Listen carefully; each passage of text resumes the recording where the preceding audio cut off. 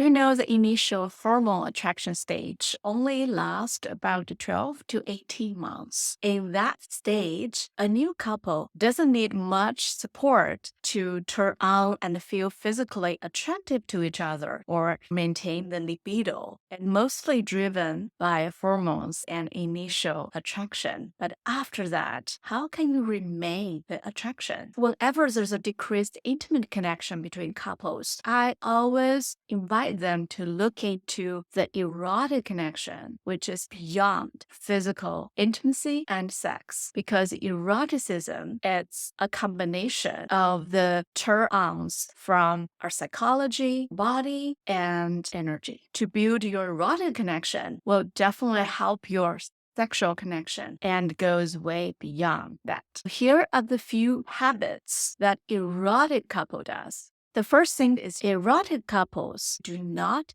count on spontaneous sex. Spontaneous sex mostly happens in the first phase when we're driven a lot by hormones, and that's for new couples mostly. Do not count on spontaneous sex means you intentionally put in quality time for each other. You could use the time for maintenance sex. What is maintenance sex? It's like going to the gym. How many times people have resistance going to the gym, but after they finally go to the gym, they feel great. And that's insane. Maintenance sex is necessary for a couple to feel the juice, the connection, the physical intimacy, and to get into the mood by actually doing it. When you have that in place, you will have more spontaneous sex as well. You could use the time to build emotional intimacy. When one partner needs deep listening and another give their presence, that is great for building emotional intimacy. And you may also use a quality time to explore each other's likes or something new. You are going to try a new touch you just learned or a new toy you just bought. Then make a space and use the time to try it. Another thing to keep your erotic connection is to use rituals to separate your mundane life from intimate connection time. Our day-to-day conversations like work, business, kids, that very much happened in our head.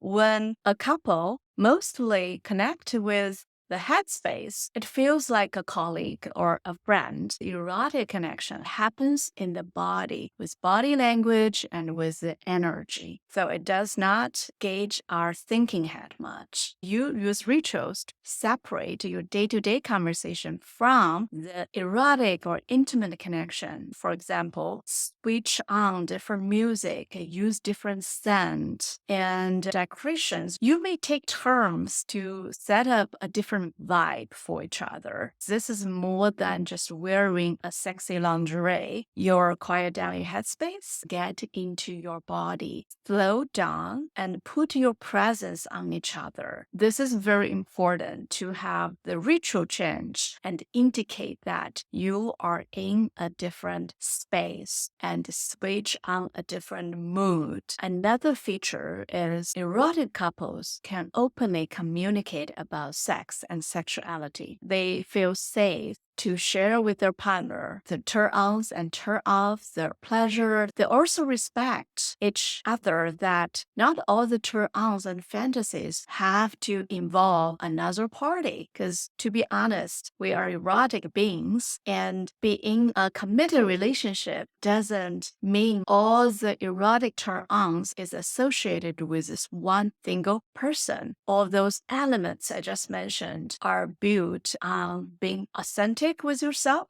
and also have emotional safety with yourself. When you have that, you can further build with your partner. Meanwhile, you know the good boundary and agreement in your relationship. I have another video talk about authenticity and emotional safety. You can check down below. Another key feature I noticed in erotic couple is they have a broad spectrum of togetherness and autonomy. They value quality time together. Meanwhile, they also respect each other's uniqueness and individualism. When each of the partners has time to explore their own freedom, which means their habit, their friend circle, and what turns them on emotionally and energetically, another partner get to witness and to feel the turn on and excitement. Remember, erotic connection is more than just sex. Sex is an important part of it, but more is psychologically turned on and excitement, and also look at your partner through a different lens and appreciate their uniqueness, the adventure, and the out-of-box ideas. That means